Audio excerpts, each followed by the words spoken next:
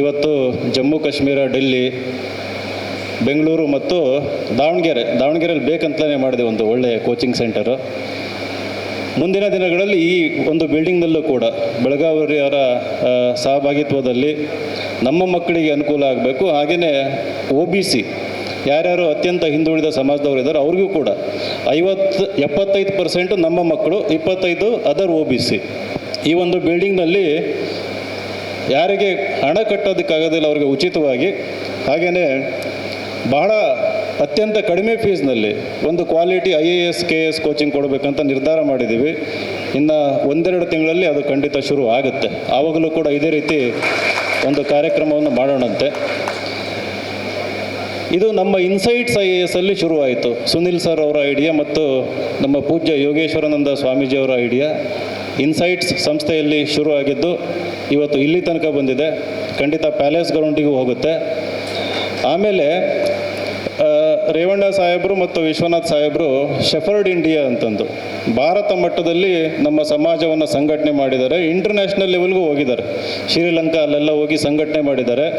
ಕೇವಲ ಕರ್ನಾಟಕ ಪ್ಯಾಲೇಸ್ ಗ್ರೌಂಡಲ್ಲಿ ಬೇಡ, ಮುಂದಿನ ದಿನಗಳಲ್ಲಿ ಆಲ್ ಇಂಡಿಯಾ, ಇದೇನು ಹಾಲು ಮತ್ತು ಕನಕೋದ್ಯಮಿಯಾಗಿದೆ, ಸುನಿಲ್ ಅವರ ನೇತೃತ್ವದಲ್ಲಿ, ಸಮಾಜದ ಎಲ್ಲ ಬಂಧುಗಳ ನೇತೃತ್ವದಲ್ಲಿ ಆಲ್ ಇಂಡಿಯಾ ಮೂವ್ಮೆಂಟ್ ಆಗಿ ಇದು ಪರಿವರ್ತನೆ ಆಗಲೇಬೇಕು.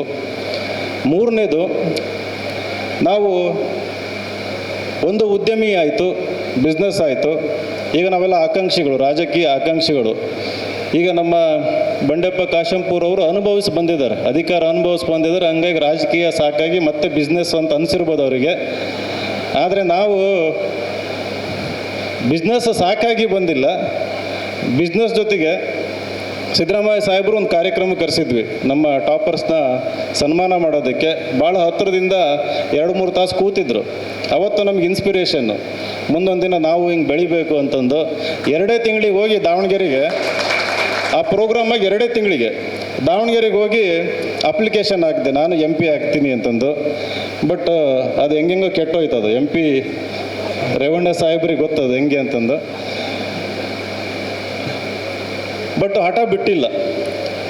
ಒಂದು ಕಡೆ ದಾವಣಗೆರೆಯಲ್ಲಿ ಒಂದು ಎಕ್ಸಾಂಪಲ್ ಅಂತ ತಗೊಂಡ್ರೆ, ಇವತ್ತು ಮುಂದುವರಿದ ಸಮಾಜಗಳು ಭಾಳ ದೈತ್ಯ ಶಕ್ತಿಯಾಗಿ ಬೆಳೆಯೋದಕ್ಕೆ ಮುಖ್ಯವಾದಂಥ ಕಾರಣ ಅವರ ಕಂಟ್ರೋಲಲ್ಲಿರುವಂಥ ಬ್ಯಾಂಕ್ಗಳಿರ್ಬೋದು, ಮೆಡಿಕಲ್ ಕಾಲೇಜ್ಗಳಿರ್ಬೋದು, ಬಿಗ್ ಎಜುಕೇಷನ್ ಇನ್ಸ್ಟಿಟ್ಯೂಷನ್ಸ್ ಇರ್ಬೋದು, ಬಿಗ್ ಬಿಸ್ನೆಸ್ಸಸ್, ಅವೆಲ್ಲ ಅವರ ಕಪಿಮುಷ್ಟಿನಲ್ಲಿ ಇರೋದ್ರಿಂದ ಇವತ್ತು ನಾವೆಲ್ಲ ಇನ್ನೂ ಹಿಂದುಳಿದವರಾಗೇ ಇದ್ದೀವಿ, ಮುಂದೆ ಬರೋದಕ್ಕೆ ಸಾಧ್ಯ ಆಗ್ತಾ ಇಲ್ಲ. ಆ ಒಂದು ಹಿನ್ನೆಲೆಯಲ್ಲಿ ಇವತ್ತೇನೋ ಒಂದು ಈ ಕಾರ್ಯಕ್ರಮ ಶುರುವಾಗಿದೆ. ಇದೇನೋ ಒಂದು ಸಣ್ಣ ಕ್ರಾಂತಿ ಶುರುವಾಗಿದೆ. ಇದು ದೊಡ್ಡ ಮಟ್ಟಕ್ಕೆ ಬೆಳೆದಿದ್ದೇ ಆದಲ್ಲಿ ನಾವು ಕೂಡ ರಾಜಕೀಯವಾಗಿ ಬಲಿಷ್ಠವಾಗಿ ಬೆಳೆಯೋದಕ್ಕೆ ಸಾಧ್ಯ ಆಗ್ತದೆ. ಅಧಿಕಾರ ಸಿಕ್ಕಾಗ ಆ ಅಧಿಕಾರ ಕಳ್ಕೊಳ್ಳೋ ಭಯ ಇರೋದಿಲ್ಲ ನಮಗೆ.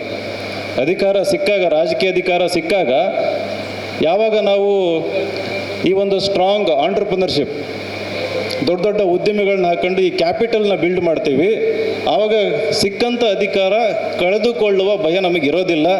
ಯಾಕಂತಂದರೆ ಆವಾಗ ಸಮಾಜ ನಮ್ಮ ಕಾಪಾಡೋದಕ್ಕೆ ಯಾವಾಗಲೂ ಒಂದು ಶಕ್ತಿಯಾಗಿರ್ತದೆ. ಆ ಒಂದು ವೀಕ್ನೆಸ್ ಇವತ್ತು ನಮ್ಮ ಸಮಾಜಕ್ಕೂ ಇದೆ, ಬೇರೆ ಅತ್ಯಂತ ಹಿಂದುಳಿದ ಸಮಾಜಗಳಿಗೂ ಕೂಡ ಇದೆ. ಹಾಗಾಗಿ ನಾವು ಟಾರ್ಗೆಟ್ ಓರಿಯೆಂಟೆಡ್ ಇರಬೇಕು. ಇನ್ನೊಂದು 5-10 ವರ್ಷದಲ್ಲಿ ಇದು ಹೆಮ್ಮರವಾಗಿ ಬೆಳೆದು ಸೈಮಲ್ಟೇನಿಯಸ್ ಆಗಿ, ಪ್ಯಾರಲಲ್ ಆಗಿ ಒಂದು ಪೊಲಿಟಿಕಲ್ ಲೀಡರ್ಶಿಪ್ ಕೂಡ ಬೆಳೀತಾ ಹೋಗಬೇಕು. ಇವಾಗ ನಂತರ ಇವತ್ತು ಎಷ್ಟೊಂದು ರಾಜಕೀಯ ಆಕಾಂಕ್ಷಿಗಳು ರಾಜ್ಯದ ಮೂಲೆಯಲ್ಲಿದ್ದಾರೆ.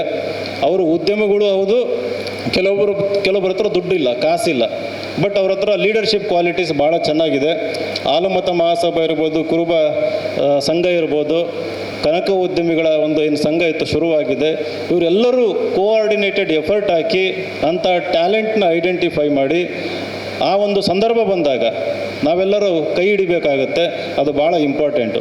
ನಾನು ಆಗಲೇ ಇಲ್ಲಿ ಕೂತಿದ್ದಾಗ ವೈಭವ್ ಅಂತಂದು IIT ಡೆಲ್ಲಿ ನಮ್ಮ ಸಮಾಜದ ಯುವಕ IIT ಡೆಲ್ಲಿಯಿಂದ ವಾಪಸ್ ಬಂದು ಇವತ್ತು ರಾಯಬಾಗದಲ್ಲಿ ಆಯಿಲ್ ಬಿಸ್ನೆಸ್ ಶುರು ಮಾಡ್ತಾ ಇದ್ದಾರಂತೆ. ನೀವು ಕೋಲ್ ಇಂಡಿಯಾದಲ್ಲಿ ಇದ್ದಿದ್ದಲ್ಲ ವೈಭವ್, ಕೋಲ್ ಇಂಡಿಯಾದಲ್ಲಿ ಕೆಲಸ ಮಾಡಿ IIT ಡೆಲ್ಲಿ ಗ್ರ್ಯಾಜುಯೇಟು, ಕೋಲ್ ಇಂಡಿಯಾದಲ್ಲಿ ಕೆಲಸ ಮಾಡ್ತಿದ್ದರು. ಇವತ್ತು ರಿಸೈನ್ ಮಾಡಿ ಬಂದು ಅವ್ರದ್ದೇ ಆದಂಥ ಒಂದು ಬಿಸ್ನೆಸ್ನ ಶುರು ಮಾಡಿದ್ದಾರೆ. ನಮ್ಮದು 2ನೇ ಕೆಲಸ ಸರ್, ಸುನಿಲ್ ಸರ್ ಎರಡನೇ ಕೆಲಸ ಏನಾಗಬೇಕು, ಒಂದು ಆಂಟ್ರಪ್ರನರ್ಸ್ ಇವತ್ತು ನಾವೆಲ್ಲ ಸಂಘಟಿತರಾಗ್ತಾ ಇದ್ದೀವಿ. ಎರಡನೇದು, ನಮ್ಮ ಸಮಾಜದ ಮಕ್ಕಳು ಯಾರ್ಯಾರು ಈ IIT-ನಲ್ಲಿ ಓದಿದ್ದಾರೆ, NIT-ನಲ್ಲಿ ಓದಿದ್ದಾರೆ, ಒಳ್ಳೊಳ್ಳೆ ಕಾಲೇಜಲ್ಲಿ ಓದಿದ್ದಾರೆ, ಒಳ್ಳೊಳ್ಳೆ ಹುದ್ದೆಗಳಲ್ಲಿದ್ದಾರೆ, ಅವ್ರದ್ದು ಕೂಡ ಇದೇ ರೀತಿ ಒಂದು ಆ್ಯಪ್ ಡೆವಲಪ್ ಮಾಡಿ ಅವ್ರದ್ದು ಕೂಡ ಒಂದು ಸಂಘಟನೆ ಆಗಬೇಕು. ಅವರನ್ನು ಕೂಡ ನಾವು ಮುನ್ನೆಲೆಗೆ ತರಬೇಕು, ಅವರಿಂದನೂ ಕೂಡ ನಮ್ಮ ಸಮಾಜಕ್ಕೆ ಒಂದು ಬೆನಿಫಿಟ್ ಆಗಬೇಕು. ಸೊ ಈ ರೀತಿ ಕೆಲಸ ಒಂದು ಬಂಡೆಪ್ಪ ಕಾಶೆಂಪುರ ಸಾಹೇಬರು ಹೇಳಿದರು, ಹಳ್ಳಿನಲ್ಲಿರೋ ಮಕ್ಕಳನ್ನು ಅಲ್ಲಿ ಮೇಲೆತ್ತುವಂಥ ಕೆಲಸ ಮಾಡಬೇಕು ಅಂತ. ಅದು ಬಹಳ ಶೀಘ್ರದಲ್ಲಿ ಆಗಬೇಕಾಗಿರೋಂಥ ಕೆಲಸ ಅದು. ಯಾಕೆಂತಂದ್ರೆ ನಾನು ಕೂಡ ಇವತ್ತು ಹಳ್ಳಿ ಸುತ್ತಾಡಿದಾಗ ಈ ಒಂದು ನಿರುದ್ಯೋಗ ಸಮಸ್ಯೆ ಈ ಮಕ್ಕಳನ್ನ ಯಾವ ರೀತಿ ಕಾಡ್ತಾ ಇದೆ, ಯಾವ ರೀತಿ ಅಡ್ಡದಾರಿಗೆ ತಳ್ತಾ ಇದೆ ಅಂತ ನಾವೆಲ್ಲ ನೋಡಿದ್ದೀವಿ. ನಮ್ಮ ಫೋಕಸ್ ನಾವು ಎಲೈಟ್ ಇನ್ಸ್ಟಿಟ್ಯೂಷನ್ ಆಗಿ ಬೆಳಿಬಾರ್ದು. ನಮ್ದು ಏನಪ್ಪ ಅಂದರೆ ಗ್ರಾಸ್ ರೂಟ್ ಮೇಲೆ ಫೋಕಸ್ ಇರಬೇಕು.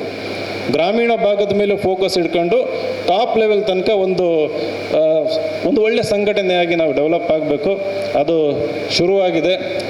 ನಮ್ಮನ್ನು ಕರೆಸಿ ಇಲ್ಲಿ ಮಾತನಾಡೋದಕ್ಕೆ ಅವಕಾಶ ಮಾಡಿಕೊಟ್ಟಿದ್ದೀರಿ.